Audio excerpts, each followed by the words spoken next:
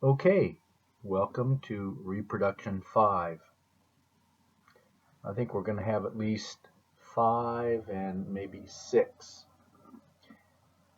I'm entitling this Estrus cycles. Now this would refer to the female side of reproduction. The male does not have estrus cycles, but the female does. Some cycles that repeat themselves usually.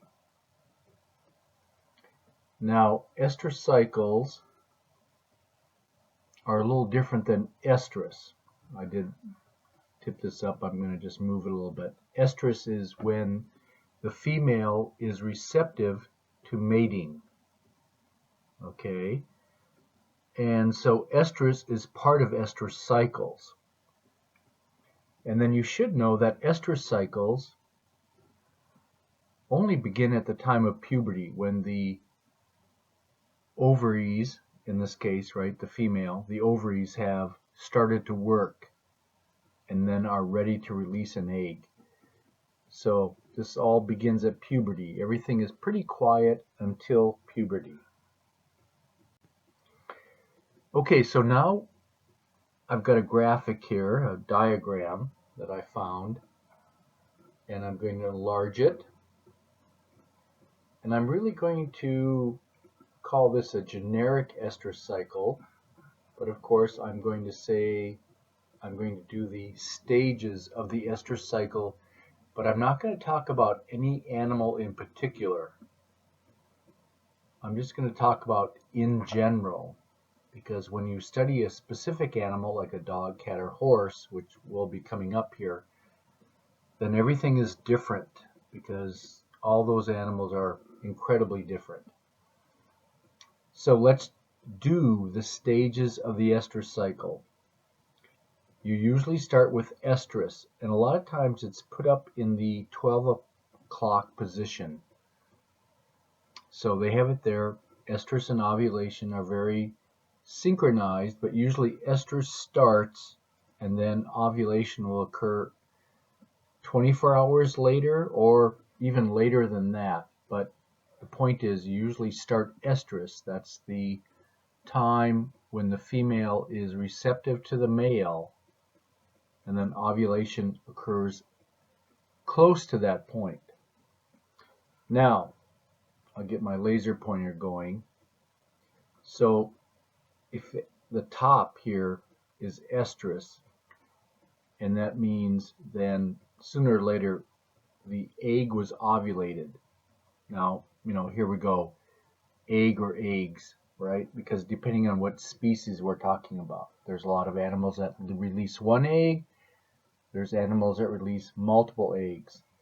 But whatever the case, it takes a time to form the corpus luteum. And we talked about the corpus luteum, right? But after ovulation, the empty follicle fills with blood and forms this solid tissue we called corpus luteum, or in one lesson we called, if you have multiple, it's corpus lutea.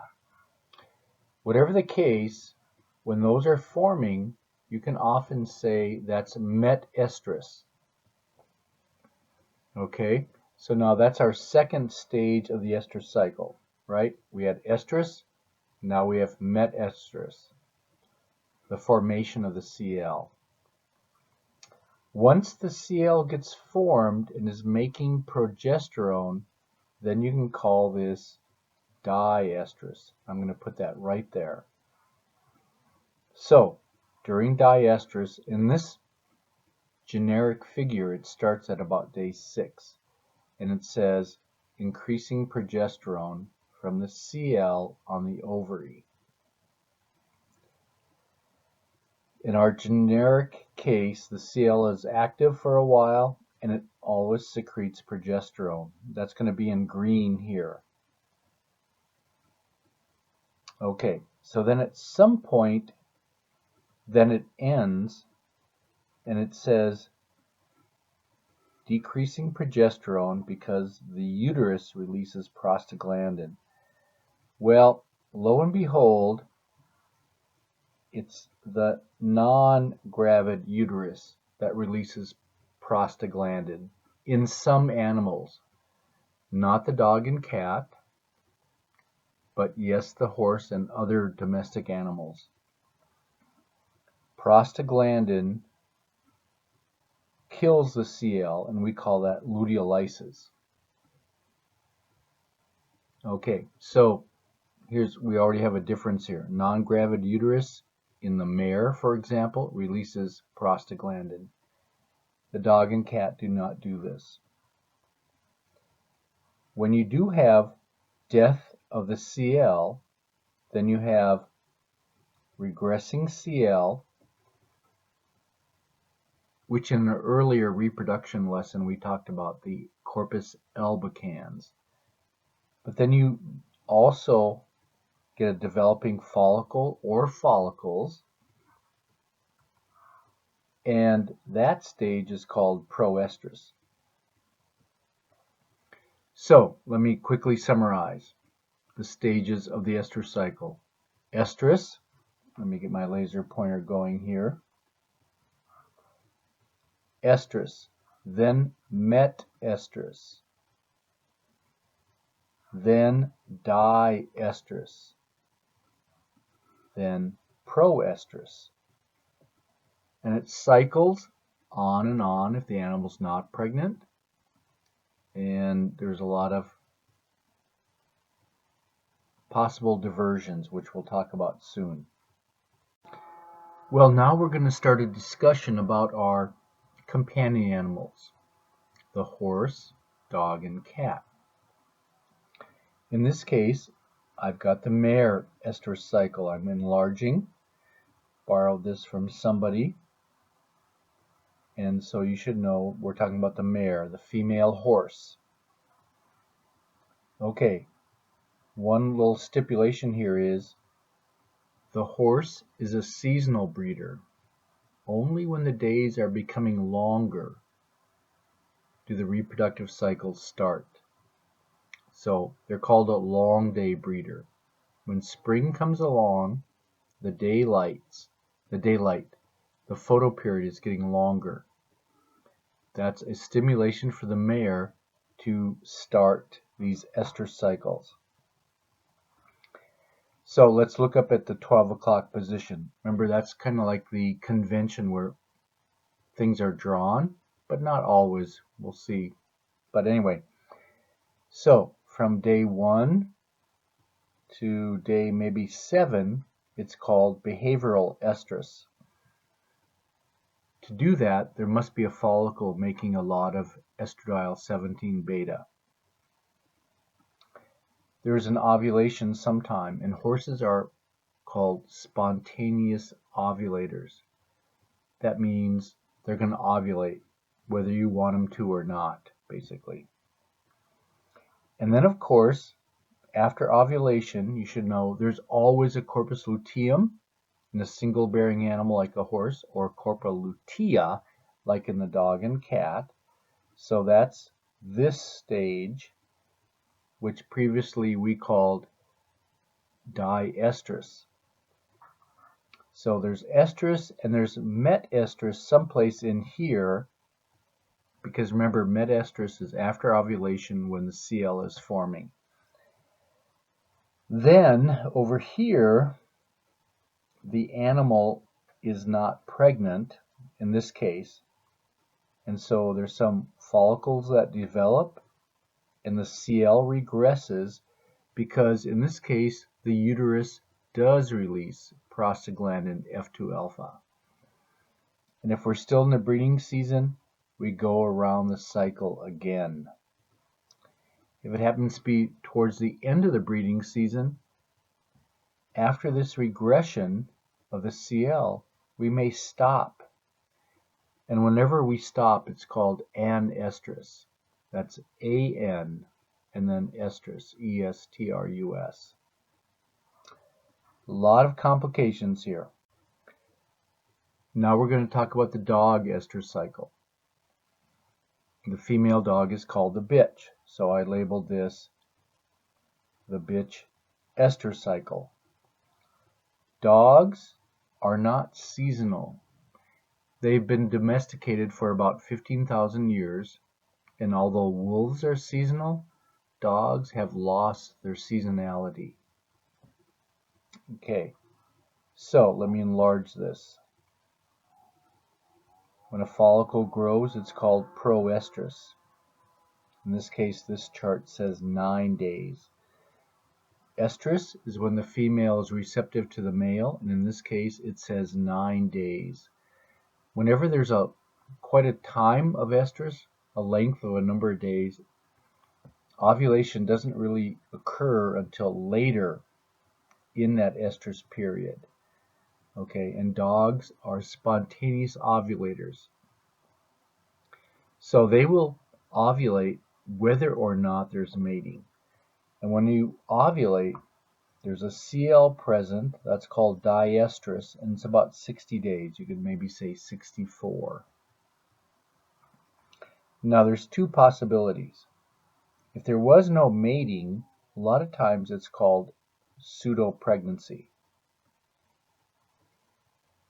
The CL lives, and remember we said there is no prostaglandin F2 alpha released from the uterus, so whether or not they're pregnant, the CL is going to live about 64 days.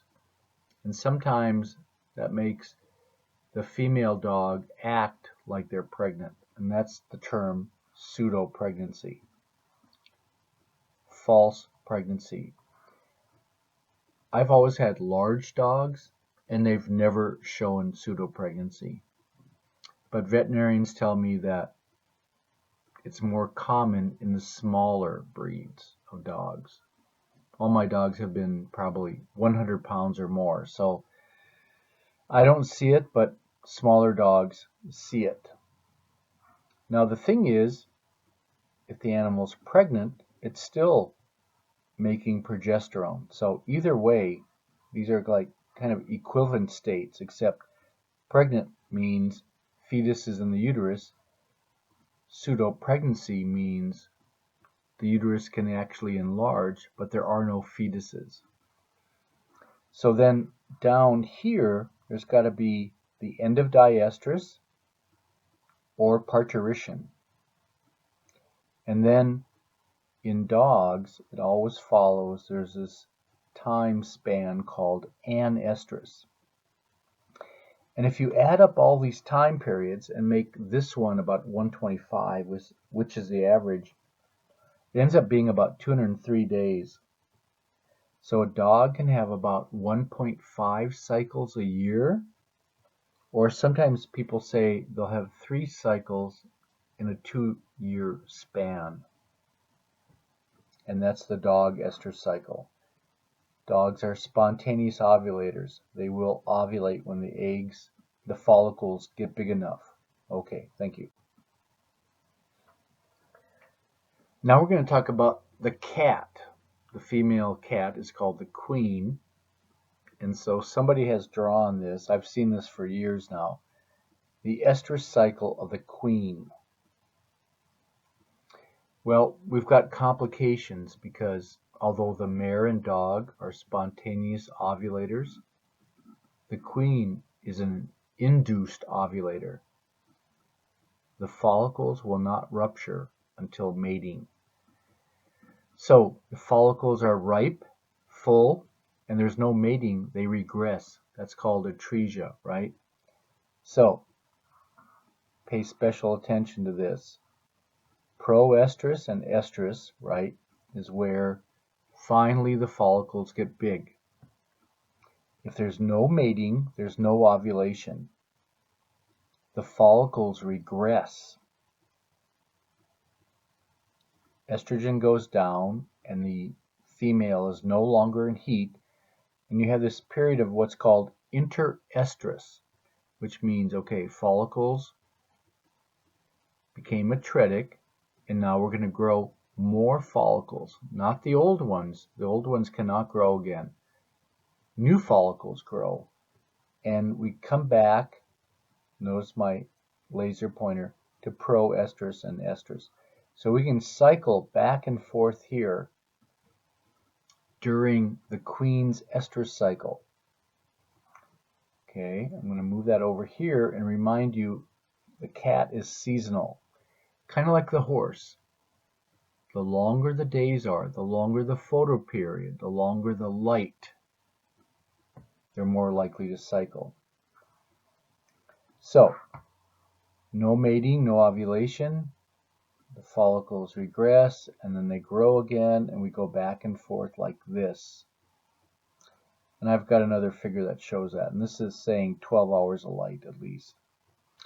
Now, if there's an ovulation, and this is kind of misleading because there's no ovulation, there's an ovulation but with no fertilization. So that's like if the queen was mated with a sterile male. The mating itself would cause ovulation. And then diestrus, you know, is when the CL is living, right? But in this case, there's no pregnancy. So then after about 60 days, and if it's still in the breeding season, the animal, the cat, goes this way and comes back this way. If it's at the end of the breeding season, the cat then parks itself in what's called an estrus. The light number of hours is low. Okay, but the one that's probably more useful is you've got follicles growing, the cat's in heat or estrus, and it's mated with a fertile male, ovulation and fertilization. Then you get pregnancy, which is about 63 days, and then there's still two paths. Cats can lactate, and if it's still in the breeding season, they can have another pregnancy. If the lights are getting shorter, the day length, then they can move after that pregnancy. They'll lactate, feed their offspring, but then go into anestrus. So amazing what the cat can do. The cat is an induced ovulator and it's seasonal. Okay, so here's another figure that shows hormonal changes in a cat, in the queen, if there's no mating and then if there's mating. So bear with me. I'm on the left side of the figure. Queen and estrus. There's no mating. The follicles are making estradiol 17 beta, that's the E2 here, up, causing estrus, the behavior, no mating, those follicles become atretic, down. Interestrus, new ones grow, up, estrus, no mating, down. Interestrus, up, the behavioral sign of estrus, and then down. So in between here, they're calling it proestrus, that's fine. And then notice P4 is often the abbreviation for progesterone, and you only get progesterone if you have a CL, so low progesterone. So this cat can go forever in heat, not in heat, but if there's no mating, then there's never any progesterone. Now on the right, we have mating and it's fertile. So we have a cat in heat, then no mating initially, down, and then at this heat the cat is mated. Well then, ovulation is induced. Those follicles change into corpora lutea. Estrogen would go down, progesterone would go up. We have a pregnancy. When there's parturition, that means giving birth, progesterone goes down, the animal is lactating, and there's a span here, it almost looks like 4 weeks where there's no follicles growing, but then even when they're lactating, they may start heat cycles again. Very good figure. No mating, but with multiple estruses, and then finally mating, and then we get a pregnancy. Okay, here's a little slide I found about estrus cycles. I thought it was a good little summary. If an animal is polyestrous, poly is a prefix meaning many. A polyestrous animal has more than one estrus cycle per year. Okay, cats, right? Oh my gosh, I mean, it's kind of a weird cycle, but yes. Cows, if they're not pregnant, they're in heat every 21 days. So are pigs. Cows and pigs are not seasonal. Horses do that during the season, right? Seasonally polyestrous. Animals that have estrus cycles at a specific time of the year. And long day breeders, down here now I'm talking about, are horses and hamsters, but then I got to add the cat. A cat is a long day breeder. And then when in the fall, we call it short day breeders, lo and behold, sheep, goats, and deer are going to be starting their estrus cycles in the fall when photoperiod becomes less and less and less. So it's amazing physiology. Now here a diestrus, I don't really like that term, but it's like di means two. Animals that have estrus cycles twice a year, and dogs might fit in that category, right?